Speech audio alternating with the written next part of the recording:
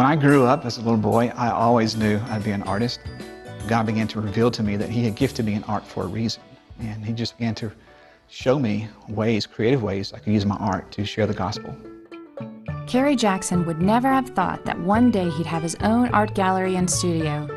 Combine that with being a national church planting missionary to cultural creatives, and he's living his dream. His canvas is the city of Atlanta. We started from ground zero and spending 2 years just building relationships, networking, and finding out where the creative people are, how they network with one another, what their needs are, both physical and spiritual.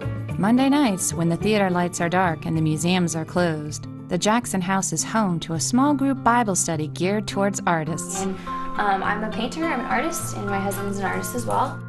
They have lots of questions about how to use their art for God, what it means to be a creative person. And so we kind of plan our small group meetings to take the Bible and apply it to their life as a creative person. What does that mean? What does that look like? How does it flesh out? And so that's kind of how we kind of mentor and disciple some of the young creatives we meet.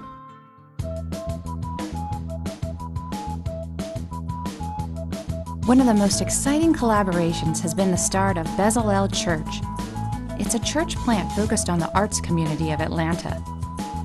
The name comes from one of the first artists mentioned in the Bible.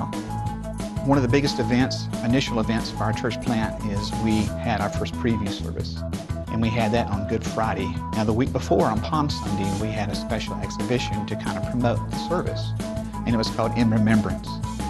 Kerry asked all of the people in our small group, our creatives group, if they would be willing to do an art piece for the Passion Week. And so we had a special exhibition here in my studio for that. And then we kind of closed the week off of the Passion Week with our first preview service. We want to give them a place where the church can allow them to express worship the way God has gifted them.